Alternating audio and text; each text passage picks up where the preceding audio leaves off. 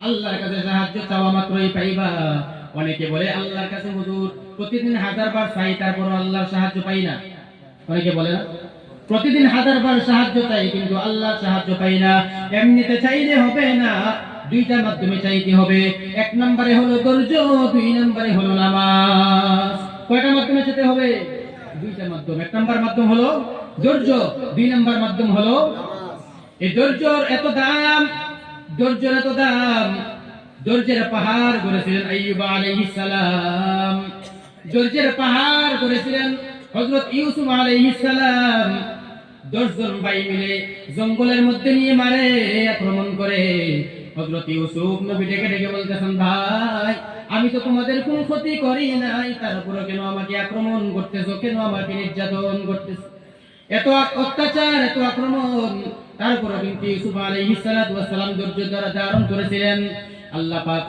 আল্লাহ পাক রব্বুল আলামিন ডেকে ডেকে বলতেছেন, ও আমার বান্দারা, যে ব্যক্তি ধৈর্য ধারণ করবে আর নামাজ আদায় করে করে, নামাজে কান্না করে করে আমি আল্লাহর কাছে সাহায্য চাইবে, ধৈর্যওয়ালা নামাজওয়ালা বান্দাদেরকে আমি আল্লাহ পাক রব্বুল আলামিন কিয়ামতের কঠিন মুসিবতের ময়দানে ডেকে ডেকে বলবো, ও ধৈর্যওয়ালা, ও নামাজওয়ালা, আল্লাহ পাক তাদেরকে সালাম দিবেন। যারা ধৈর্য ধারণ করেছেন, যারা নামাজ আদায় করবে, তাদেরকে আল্লাহ পাক সালাম দিবে, বলবেন সালামুন কাওলাম মির রাব্বির রহিম। আল্লাহু আকবার। সালামুন কাওলাম মির রাব্বির রহিম। আল্লাহ পাক রব্বুল আলামিন ডেকে ডেকে বলবেন, ও ধৈর্যশীল মানবেরা, ও নামাজি বান্দারা, ও ধৈর্যশীল বান্দারা, তোমরা কোথায়? আমি আল্লাহর সালাম গ্রহণ করো রে বান্দা। আজকে কিয়ামতের কঠিন মুসিবতের ময়দানে তোমাদের ডান হাতের মধ্যে আমলনামা দিলাম, যাও যাও যাও, তোমাদের কোনো হিসাব নাই, বিনা হিসাবে আমার জান্নাতে চলে যাও। আর যদি ধৈর্য না থাকে, আজকে দুইটা জিনিস আমাদের ভিতরে আছে, কি বলেন? আছে? ধৈর্য নাই, নামাজও। দুইটা মাধ্যমে আল্লাহর কাছ থেকে সাহায্য নিব। এক নাম্বার হলো ধৈর্য, দুই নাম্বারে হলো নামাজ। আজকে ধৈর্য নাই, নামাজও নাই, তাহলে সাহায্য পাবো? কি বলেন? আল্লাহর সাহায্য পাবো?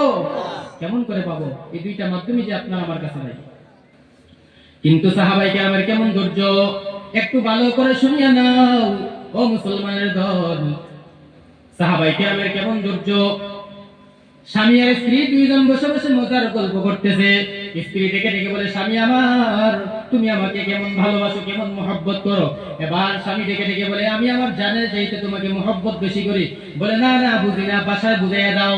এবার স্বামী ডেকে ডেকে ডেকে বলে, স্ত্রী আমি তোমার, তুমি আমার। বলে, না না, আরো ভালো করে বুঝাইয়া দাও। এবার স্বামী ডেকে ডেকে বলে, স্ত্রী বিবি আমার, তুমি যা চাইবা, যখন যা চাইবা, তুমি চাওয়ার আগে আগে আমি তোমাকে দেওয়ার জন্য তৈয়ার হয়ে আছি, জিনিস নিয়ে তৈয়ার হয়ে আছি। তুমি চাওয়ার আগে আগে আমি স্বামী তোমাকে দিয়ে দিব। বলে, তাই নাকি? চাওয়া মাত্রই দিবে? বলে, হ্যাঁ, তুমি চাওয়া মাত্রই দিব। এবার বিবি বুদ্ধি করে বলে, স্বামী আমাকে তাড়াতাড়ি তালাক দাও। কি দাও? কি দাও? এবার স্বামীর মাথা নষ্ট। ও বিবি, কি বললে? এটা তো দেওয়া যাবে না। বলে, একটু আগে না বললাম আমাকে মহব্বত করো, চাওয়া মাত্রই দিবা? বলে, হ্যাঁ বলেছি। একটু আগে বলেছো আমাকে মহব্বত করো, চাওয়া মাত্রই দিবা, এখন আমি চেয়েছি দাও। না না না, তালাক দেওয়া যাবে না রে বিবি। বলে, না, তালাক দিতেই হবে, একটু আগে ওয়াদা করেছো, তালাক দিতে হবে। এবার কি ব্যাপার? এখন তো ওয়াদা খিলাফ করলেও তো কবিরা গুনাহ। এবার তো ওয়াদা খিলাফ করা যাবে না, দিতেই হবে। আমরা তো নতুন সমাধান বাহির করতে পারবো না। চলো জমানার পয়গম্বর রাহমাতুল লিল আলামিনের দরবারে সমাধানের জন্য যাই। সমাধানের জন্য রাস্তার মধ্যে যাইতেছে, ঘর থেকে বাইরে হয়েছে, রাস্তার মধ্যে যাইতেছে। রাস্তা দিয়ে যাওয়ার সময় স্বামী আছাড় খেয়ে পড়ে তার পা ভেঙে গেছে। এবার চিৎকার করতেছে, আমাকে বাঁচাও। এবার বিবি কান্না জড়িত কণ্ঠে স্বামীকে হাত ধরে উঠাইয়া বাড়ির মধ্যে রওনা। স্বামী আর রাহমাতুল লিল আলামিনের দরবারে যেতে হবে না, চলো বাড়ি যাই। বাড়ি যাওয়ার পরে স্বামী বলতেছে, কি ব্যাপার? এবার বিবি বলতেছে, স্বামী আমার, আমি যে তালাক চেয়েছিলাম, আমার কথা আমি উদ্ধ করে নিলাম, তালাক দিতে হবে না।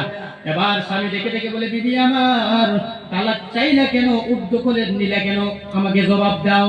এবার বিবি ডেকে ডেকে বলে, স্বামী আমার, আল্লাহ পাক রব্বুল আলামিন ডেকে ডেকে বলেন, আপনি নবীজির একটা হাদিস আমাকে শুনিয়েছিলেন, মান ইউরিদিল্লাহু বিহি খাইরান ইউসিব মিন। আপনি আমাকে নবীজির একটা হাদিস শুনিয়েছিলেন, যে হাদিসের মধ্যে নবীজি বলেছেন, আল্লাহ পাক যাকে মহব্বত করেন, যাকে ভালোবাসেন, তাকে আল্লাহ পাক মুসিবত দিয়ে, বিপদ দিয়ে, বিভিন্ন রকমের আযাব দিয়ে তাকে পরীক্ষার সম্মুখীন করবেন। আমি আপনার বিবাহ হয়ে আপনার ঘরে আসার পর আপনার ঘরে কোনো অভাব দেখি নাই, আপনার ঘরে কোনো মুসিবত দেখি নাই। বুঝলাম যেই ঘরের মধ্যে মুসিবত নাই, যেই ঘরের মধ্যে বিপদ নাই, এই ঘরের মধ্যে আল্লাহর রহমত নাই। এই জন্য যেই ঘরের মধ্যে রহমত নাই, এই ঘরের মধ্যে আমিও নাই। যেই ঘরের মধ্যে রহমত নাই, এই ঘরের মধ্যে আমিও থাকতে চাই না।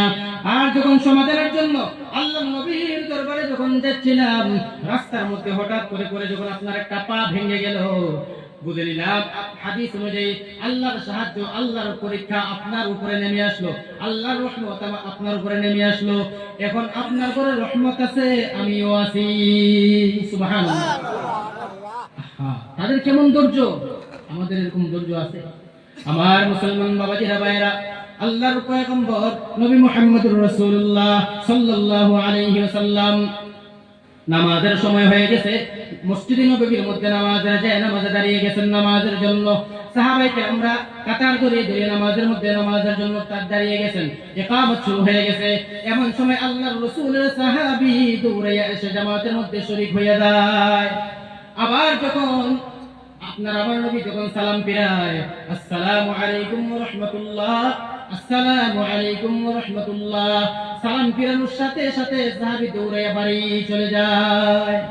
অন্যান্য সাহাবী কেরাম নবীজির কাছে নালিশ করলেন, ইয়া রাসূলুল্লাহ, ইয়া হাবিবাল্লাহ, সাহাবী নামাজ সময় হলে দৌড়াইয়া এসে জামাতে শরীক হয়, আবার আপনি সালাম ফিরানোর সাথে সাথে কি করে বাড়ি চলে যায়, দৌড়াইয়া বাড়ি চলে যায়। আমরা বসে থাকি আপনার ওয়াজ নসিহত শোনার জন্য, আপনার দোয়া নেওয়ার জন্য, কিন্তু এই সাহাবী আগেও আসে না, পরেও বসে না, আসে ইকামতের সময়, আর নামাজ শেষ হলে সালাম ফিরাইবার সাথে সাথে সঙ্গে সঙ্গে দৌড়ে বাড়ি চলে যায়। আপনার আমার পয়গম্বরের নিয়ম ছিল, একটা কথা কোন সাহাবী যদি তিনবার না বলতেন, তিনবার না শুনতেন, তাহলে এই কথাটা নবীজি কানে নিতেন না। বলেন সুবহানাল্লাহ। সাহাবীরা একদিন নালিশ করলো, নবীজির কোনো জবাব নাই। দ্বিতীয় দিন নালিশ করলেন, নবীজির কোনো জবাব নাই। তৃতীয় দিন নালিশ করার পর আপনার আবার নবী সাইয়্যিদুল মুরসালিন ডেকে ডেকে বলে, ও সাহাবীরা রে, সাহাবী নামাজের সময় হয়ে গেলে দৌড়ে এসে নামাজের মধ্যে শরীক হয়, আবার সালাম ফিরানোর সাথে সাথে দৌড়ে বাড়ি চলে যায়, বসেও না, আলোচনা শোনার জন্য বসেও না, দোয়া নেওয়ার জন্য বসে না। মনে হয় তার বাড়িতে কোনো সমস্যা আছে, চলো আমরা সাহাবীর বাড়ি যাই, চলো আমরা সাহাবীর বাড়িতে গিয়ে তার খোঁজ খবর নেই, কি সমস্যা। এবার আপনার আবার পয়গম্বর সাহাবায়ে কেরামদেরকে নিয়ে ওই সাহাবীর বাড়িতে রওনা। ওই সাহাবীর বাড়ির দরজার সামনে গিয়ে সালাম দিলেন, আসসালামু আলাইকা ইয়া আহলাল বাইত। ঘর থেকে কোনো আওয়াজ নাই। দ্বিতীয়বার সালাম দিলেন, কোনো আওয়াজ নাই। তৃতীয়বার সালাম দিলেন, কোনো আওয়াজ নাই। আপনার আমার পয়গম্বর ডেকে ডেকে বলতেছে, ওরে সাহাবী, আল্লাহর পয়গম্বর রাহমাতুল লিল আলামিন তোমার বাড়ির দরজায় হাজির, তাড়াতাড়ি বাইরে হও। কিন্তু ঘর থেকে কোনো আওয়াজ আসে না। অনেকক্ষণ পর আপনার আমার পয়গম্বর লক্ষ্য করে দেখেন ঘর থেকে কান্নার আওয়াজ। ওই সাহাবী কান্নাকাটি করতেছেন। এবার পয়গম্বর ডেকে ডেকে বলতেছে, কান্নার আওয়াজ কেন রে সাহাবী, কিসের জন্য কান্না করতেছো? এবার সাহাবী ডেকে ডেকে বলতেছে, পয়গম্বর, আমি এত পরিমাণে গরীব, আমি যে ভালো একটা কাপড় পরিধান করে আপনার সামনে উপস্থিত হব, এমন সাধ্য আমার নাই রে নবী, এমন ভালো একটা কাপড় আমার ঘরে নাই। আপনার আমার পয়গম্বর ডেকে ডেকে বলে, রে সাহাবী, যে কাপড়টা আছে এই কাপড়টা পরে আল্লাহর নবীর সামনে হাজির হও। সাহাবী একটা পুরাতন ছিঁড়া করা কাপড় গায়ে দিয়ে নবীর সামনে উপস্থিত হলেন। এবার সাহাবী কান্না করতে করতে বলেন, কান্না করে করে বলেন, ইয়া রাসূলুল্লাহ, ইয়া হাবিবাল্লাহ, এই যে ছোট্ট একটা ঘর, এই ঘরের মধ্যে আমরা দুইজন স্বামী স্ত্রী ছাড়া আর কেউ নাই। ওরে পয়গম্বর, আমরা এত পরিমাণে গরীব, আমাদের ঘরের মধ্যে মাসের পর মাস যায়, আমাদের চুলে কোনো আগুন জ্বলে না রে নবী। আমাদের ঘরের মধ্যে কোনো খাবার জুটে না, কোনো আগুন জ্বলে না। এই ঘর যে আপনি দেখতে পাচ্ছেন, ঘরের মাঝখানে একটা গর্ত বানিয়ে রেখেছি। কি বানিয়ে রেখেছেন? ঘরের মধ্যে একটা গর্ত বানিয়ে রেখেছি। যখন নামাজের সময় হয়ে যায়, আমার এই বিবিকে গর্তের মধ্যে রেখে আমরা দুইজনে মিলে একটা কাপড় পরিধান করি। যখন নামাজের সময় হয়ে যায়, আমার বিবিকে গর্তের মধ্যে রেখে আমি কাপড়টা পরিধান করে মসজিদের মধ্যে গিয়ে নামাজের মধ্যে শরীক হয়ে যাই। আর মসজিদের সালাম ফিরানোর সাথে সাথে আমি মসজিদ থেকে দৌড়ে এসে আমার বিবিকে আমি গর্তের মধ্যে নেমে আমার বিবিকে কাপড়টা দেই। বিবি কাপড় পরিধান করে নামাজ আদায় করে বলেন আল্লাহু আকবার। এত পরিমাণে গরিব। আপনার আমার পয়গম্বর চক্ষু মুবারক থেকে পানিগুলা পড়তেছে আর কেন্দে কেন্দে আল্লাহর কাছে সুপারিশ করতেছেন, দোয়া করতেছেন, রব্বুল আলামিন আমার এই সাহাবী এত অসহায়, তারপর আপনাকে বলে না, আপনি ওই সাহাবীকে বলবেন না। আল্লাহ পাক রব্বুল আলামিন ডেকে ডেকে বলেন, পয়গম্বর আমি আপনার দোয়াটাকে কবুল করে নিলাম। সাহাবীকে কবুল করে ধন সম্পদ দিয়ে সাহাবীকে মালামাল করে দিলাম। বলেন সুবহানাল্লাহ। আজকে এরকম গরিব আপনি আর আমি হয়েছি? কথা বলুন, এরকম গরিব আপনি আর আমি হয়েছি? আমরা দুইজনে মিলে একটা কাপড় পরিধান করি। আমাদের ঘরে কাপড়ের অভাব নেই, খাবারের অভাব নেই। ওরে মুসলমান উম্মতের দল, আজকে একটু খাবারের সমস্যায় হলে তুমি হারাম টাকা উপার্জনের জন্য দৌড়াও। আজকে একটু অভাব হয়ে গেলে হারাম টাকা উপার্জনের জন্য দৌড়াও।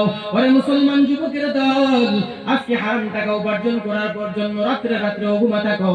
কিন্তু ভালো করে শুনে নাও, আল্লাহ পাক রব্বুল আলামিন ডেকে ডেকে বলেন, যেই বান্দাটা